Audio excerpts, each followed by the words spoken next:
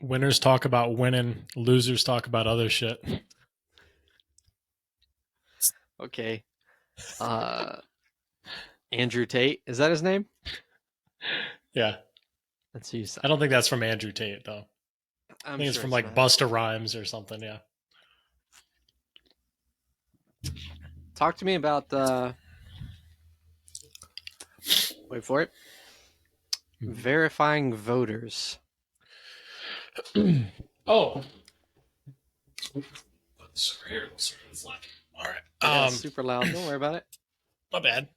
I'm So currently in an active class action lawsuit against 3M for their faulty earplugs, anyways. So, cool. I know a couple people that should be in a class action lawsuit against God for their faulty ears. Uh, Ayo. God would win. But anyway, so the yeah, so I was listening to a podcast where there was a topic that was brought up where it's like it was talking about the voting on MMA fights, right? So the actual judgment and how there's three voters currently in UFC, and if we went to something like a 10, yeah, Mark, I what you got? was trying to be. Okay, so if we went to like a 10 judge system, it would be more accurate. If we had more granular pointing systems, it would be more accurate. And then the conversation went to there's an app. It's like a crowdsourced voting. It's called Verdict, I think, or something like that. And what it does is it lets people vote who they think won a UFC fight, right?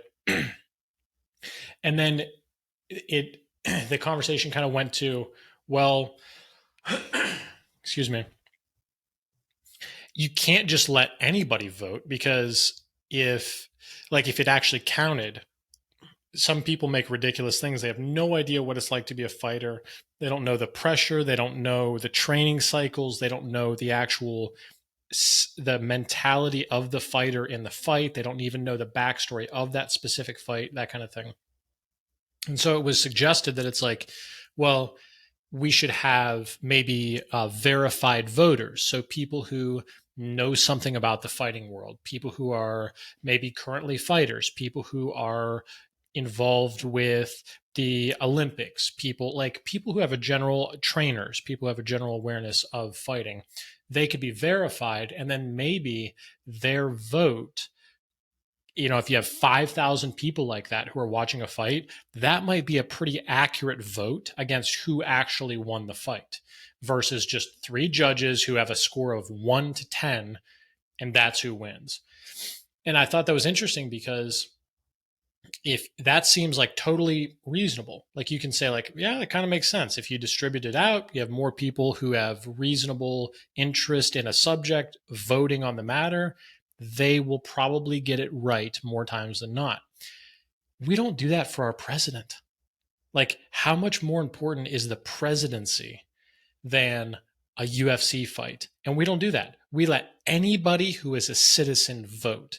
Now, Aristotle has a good bit about this where it's like to vote, you have to have land, you have to be the predominant race of that nation. You have to write very unpopular opinions, very, very unpopular. But I thought that was interesting to see how quickly this very famous, very predominant podcast was to commit to that idea, like that could be good.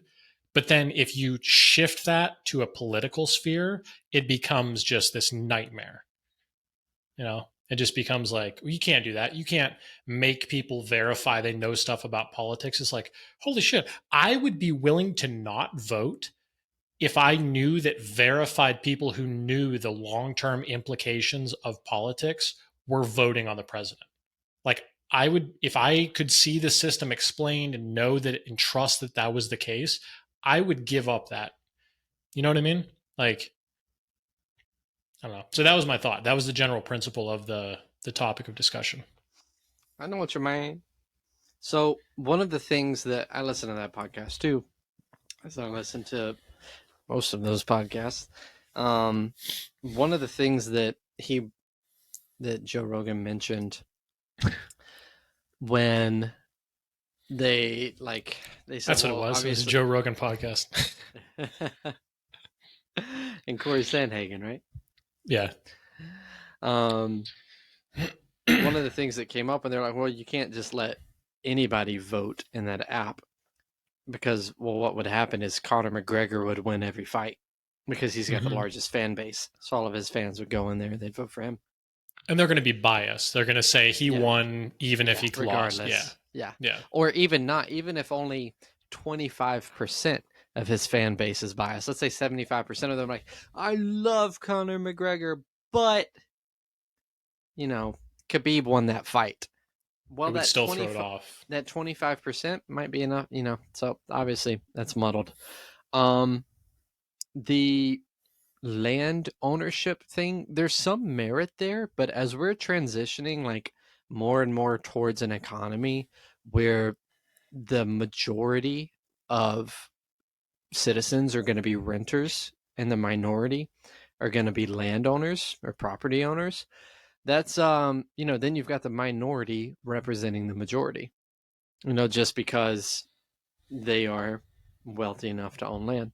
So I'm whereas I understand the logic behind that, and I think it has value. I'm not for it for that reason, because I might Mm. not be like, and there's some people who, yeah, I don't know. I'm just gonna leave it there. For that reason, like, you never want the minority representing the majority. That's like that's the trans issue right now. Like, that's woke culture. It's the the voice of the minority being amplified, and the voice of the majority being, you know, lulled or quieted. And then Mm. whenever it comes to government in general, I don't think any modern day government has done this. And I'd be really curious to see how it would pan out in modern society. Like the Old Testament scripture, I think it's in Leviticus or Numbers. Like it sets a standard for government. I think it's called the tetrahedron or something like that, where it's just like you get 10 people and they elect someone to lead them. And then every 10th person elects someone to lead, like to govern the 100. And then every 100th person elects, someone to govern the 1,000, and so on and so forth, to the top of you know, the Exodus. Actually, I think it was an Exodus. But, I think something like that. And you wouldn't have to govern all the way down to the 10th person. You could probably stop it at like the equivalent of a mayor, which would be every 100,000, probably. Why not though? Why not go down? We have enough people. Why not go down to You the could. 10th person? You could. I don't I know would if. feel like my opinion would be more represented if I was Yeah. in a room with 9 other people and there was one person listening to us have an honest civil discussion of our needs, of our Hmm. wants. Yeah. I I would I feel get what better you're. about that, I think. I get what you're saying, and I think you're right, actually, on reconsidering it, because if you stop at 100,000, it's like, I think that system of governance would be better than what we currently have, but it gets more intimate the further down you go. So if you Hmm. do, so yeah, no, I think you're right. So yeah, I don't know, man. That voter thing, that will probably, like, the verified voter. That's a no brainer. Like, it's so obvious. It's like, yeah, you should be a U.S. citizen.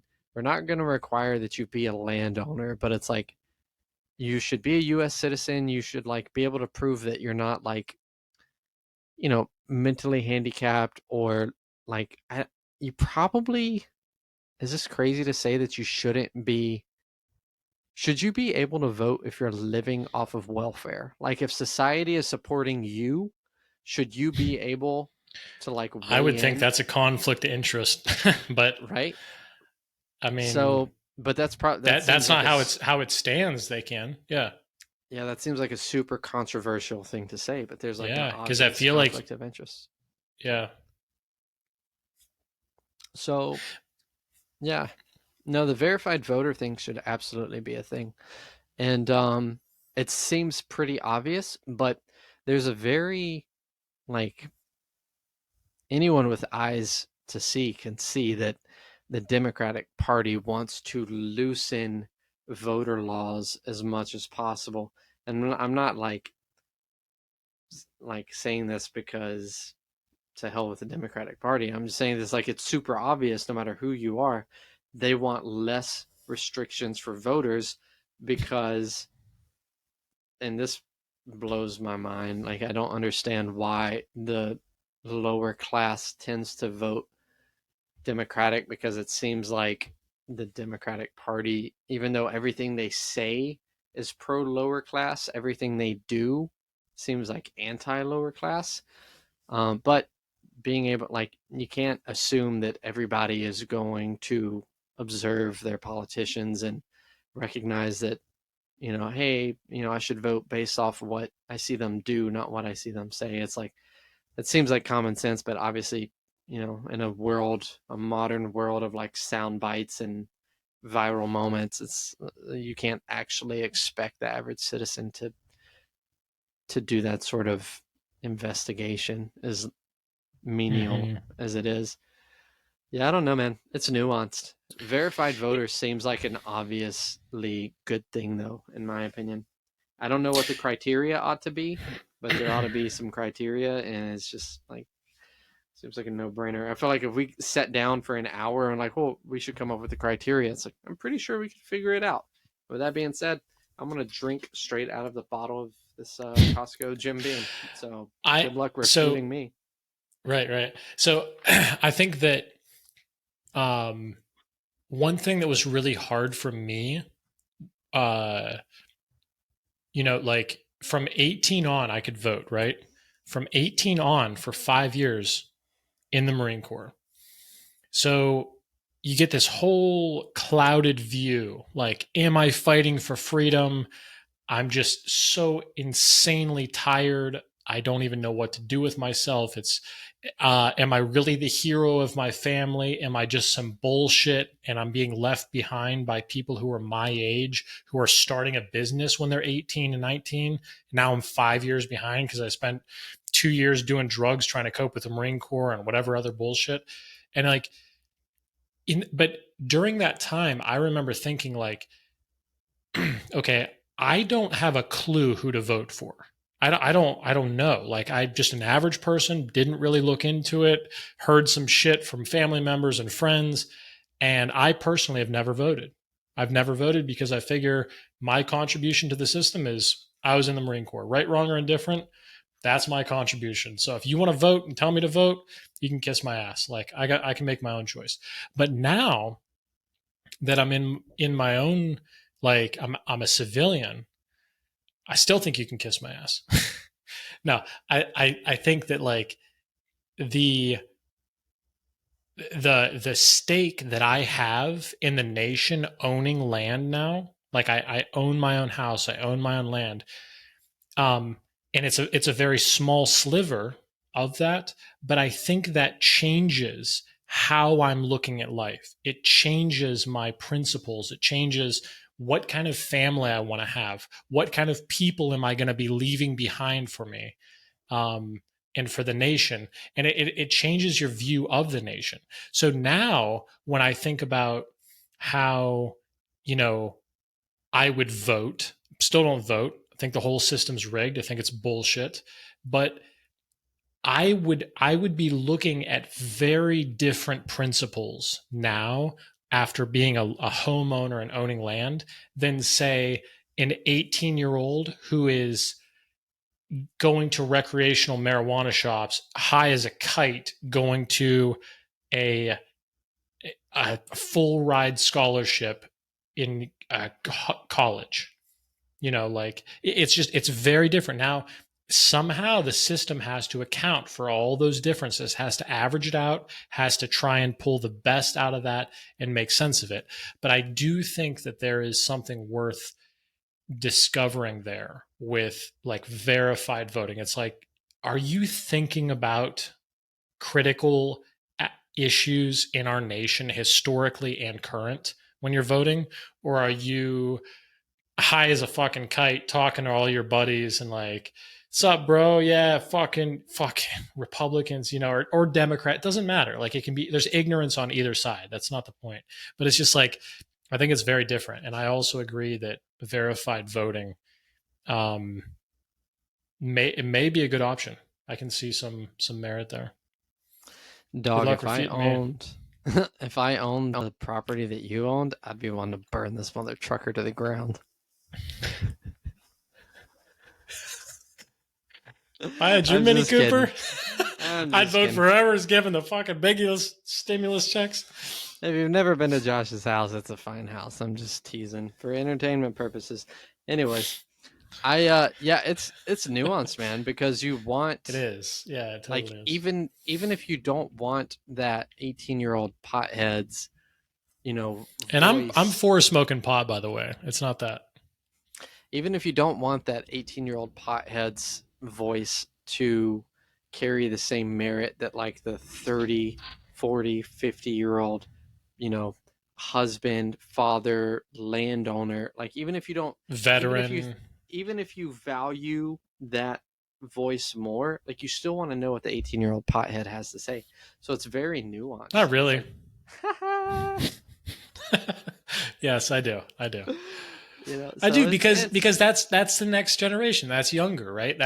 I get it. I see that scale. Like, I don't what do just you want my think opinion to win. Like, I want the best option for our nation to be what's selected.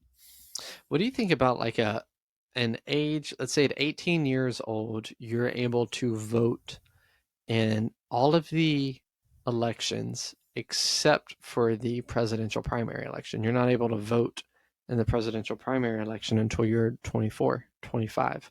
So you get to play a role, your voice can be heard on who's your mayor, who's your governor, Hmm. etc., who's your congressman, you know.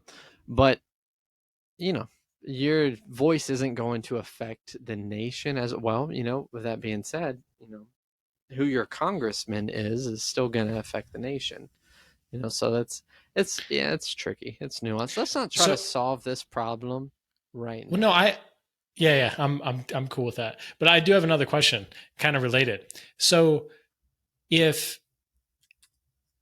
okay, what's our experience actually of the system, right? Because we're talking kind of in theory. We're talking about a system that we believe they're counting the votes. We believe that the electoral votes and the actual count of citizen votes is being registered properly, and that is coming to the outcome of a winner in a just, fair system. That's how we're talking, right? That's how we're kind of thinking about it. Now, what is actually happening in reality of the system? Like, there's parts of me where I don't trust the system. I don't trust that everything is above board and there's not significant levels of corruption that are undetectable by any kind of scrutinization. So, what is that? Where does that leave us? Like, that kind of leaves you in a place of like dissonance and kind of hoping for the best, and you do what you can, but everything's fucked anyhow, right? It's kind of like, you know what I mean? I'm gonna tell you where it leaves me lately, and that's that I am not of this world. Right? It's like this is not my kingdom, and whatever authority is granted to anyone in this world is only granted to them at the permission of God. And it's tricky, man, because like,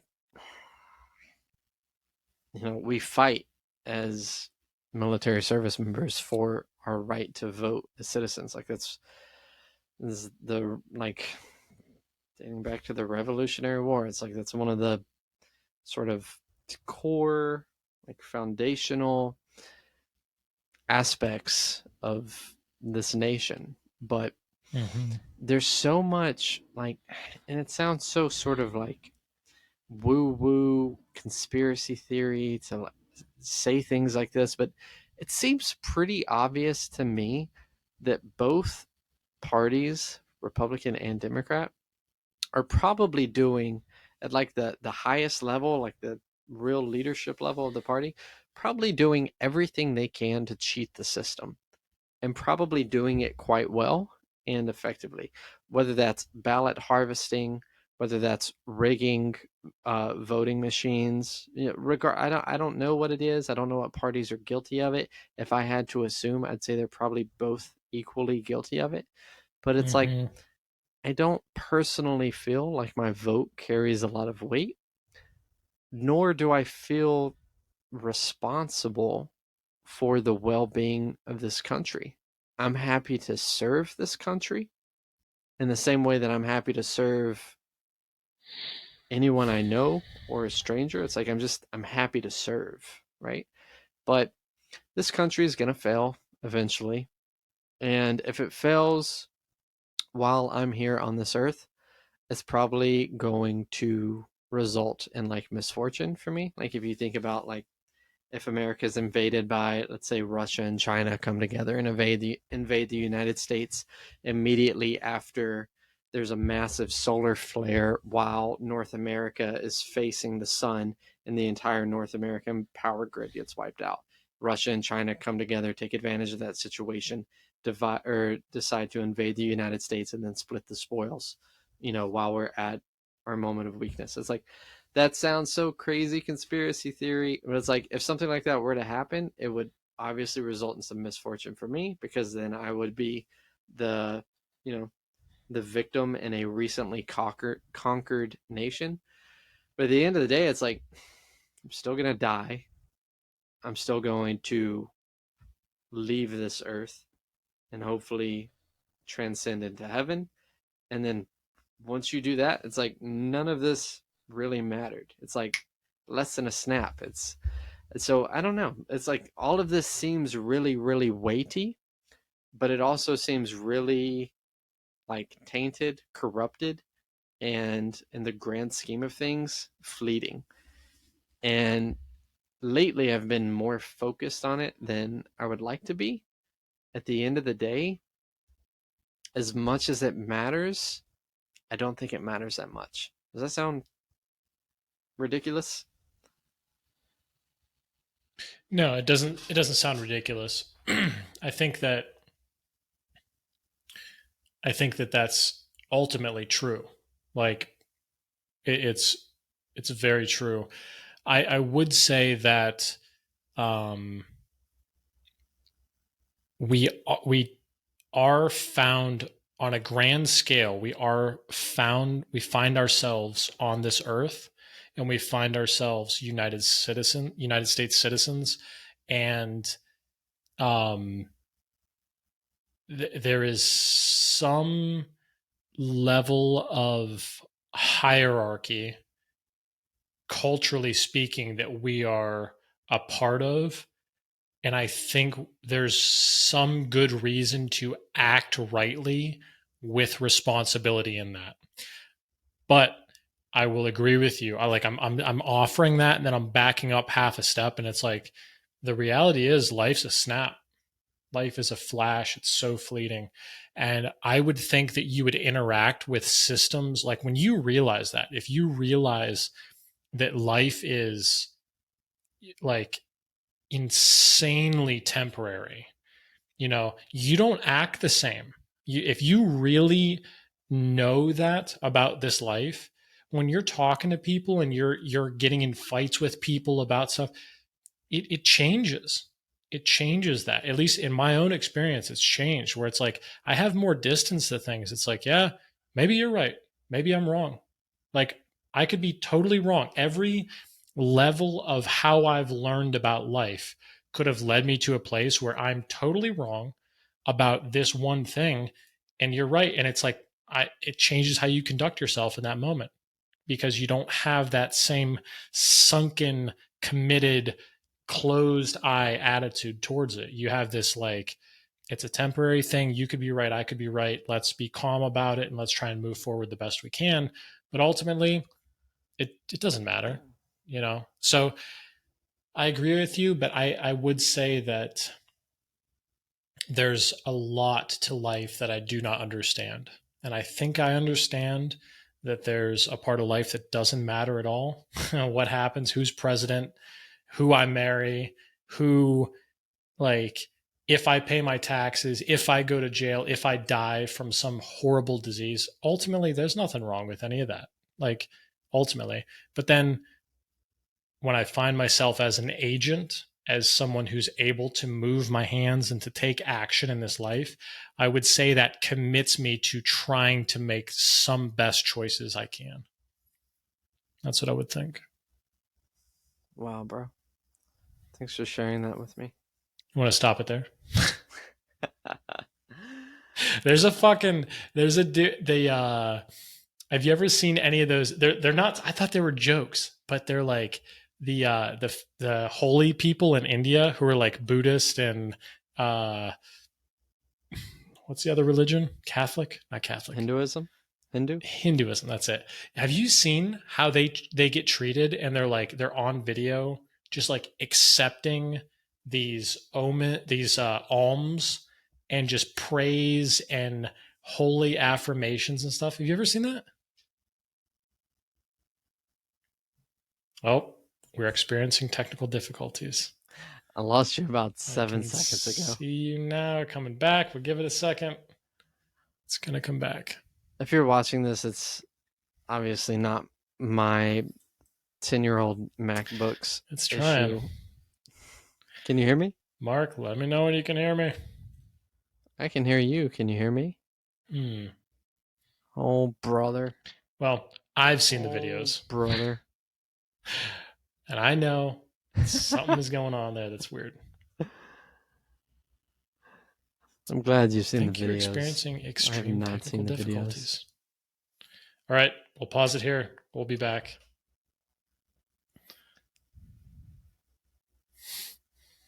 Can you hear me now?